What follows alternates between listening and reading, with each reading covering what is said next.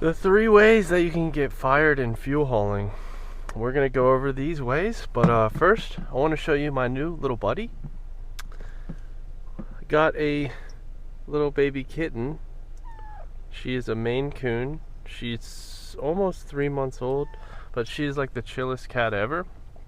On the car ride home to get her a couple days ago, she just sat with my daughter and chilled, but yeah, I did a lot of research on breeds and stuff, and I found this was probably one of the best breeds for children and everything, but it's amazing. She's got an awesome temperament. She's kind of just goes with the flow and stuff. But anyways, the 3 ways to get fired in fuel hauling, okay? The first way, and also, guys, I'm going to leave out, like, obviously, if you get into an accident, if something like a huge spill, I'm going to leave those kind of obvious reasons out. This is more specific to the industry of fuel hauling, these reasons, okay? So the first one is going to be something called probing out. Now, what is probing out? Okay, let me explain it to you. So when you're filling a certain compartment in those fuel tankers, they are separated by compartments, and obviously they have baffles in them and stuff, but at the top of the compartment, whichever one you're filling, it's got this electrical device called a probe that sticks down. Now, if you overfill the compartment and it touches that probe, that is called probing out, okay? So that's not good. Each compartment is rated for a certain capacity, okay? You can only fit so many gallons in each compartment, and if the liquid gets up and touches the probe, you've just probed out, okay? Now, you've got an overfilled compartment, and you've got to go talk to the terminal operator and your company, and it's just not good. It's not a good look.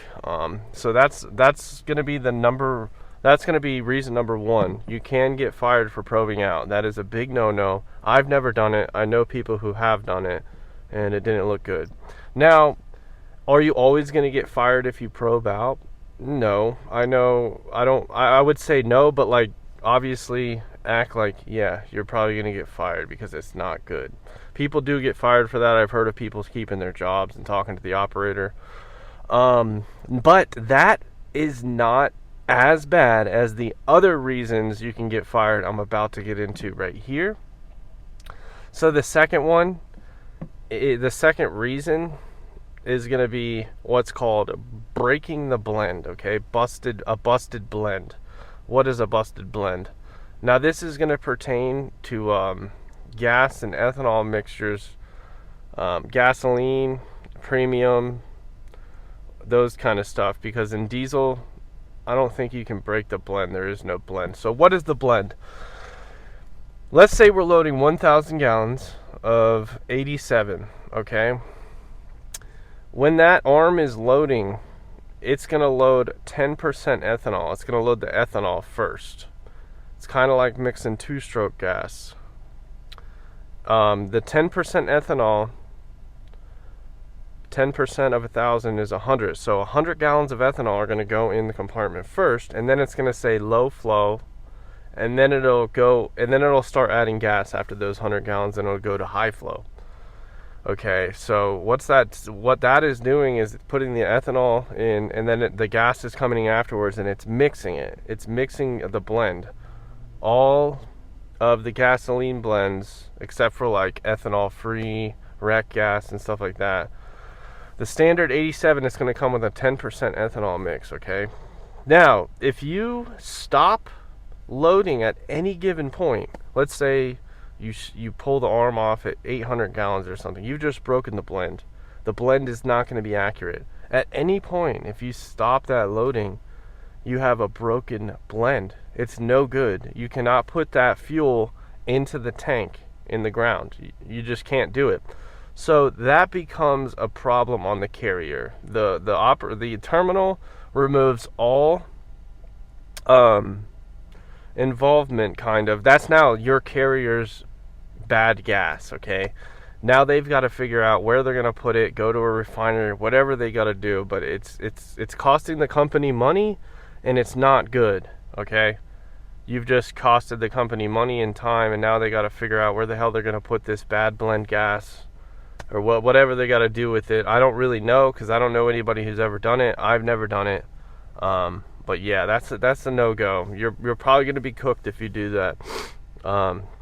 If you know, if you're lucky. I can't even say. I think most companies would just fire you right then and there for that. Okay.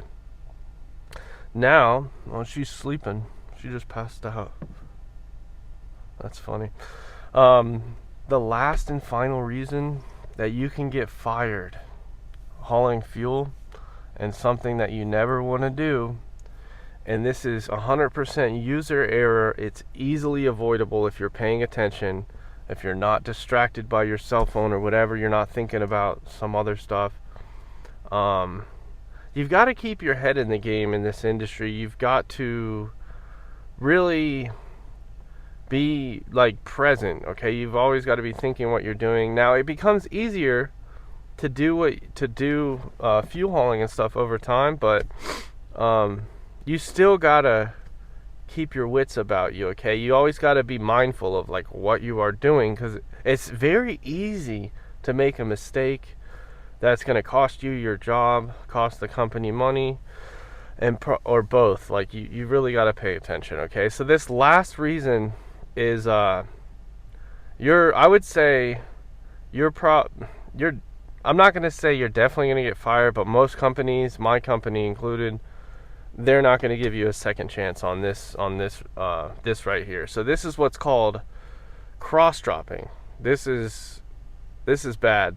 Cross-dropping would be, I got a load of diesel and I go to the store and I drop that diesel load in the unleaded tank. That's not good.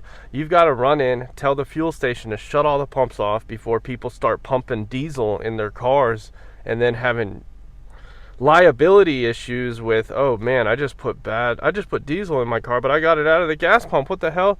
Now they've got a big problem on their hands. Like, they could get sued. So you've got to run in and tell the store, hey, I've done this. And then you got to make that call to your manager or your boss or whoever. And I wouldn't want to be in that position, because he's probably going to can you, but they're going to have to find somebody basically to pump what you put in the ground out of that tank. You'll have to do like a pump off or something. Someone will, because they got to get that out of there. Basically, they can't use that tank, so you're costing them a lot of money that they could be making on fuel. And yeah, cross-dropping. Or you could put gas and diesel. If you put something in a tank, you put unleaded and premium, whatever, and it doesn't go there, you're cross-dropping. You just got to make sure you follow your compartment to the hose to where you're putting it in the ground, and just verify that, okay, guys? But yeah, fuel hauling is great, but it's easy to get fired in multiple different ways. These are the top 3 ways that I think you're making a big mistake if you do these. Guys, let me know what you think. Leave a comment in the video. Subscribe if you haven't. Hit the like button. We'll see you guys.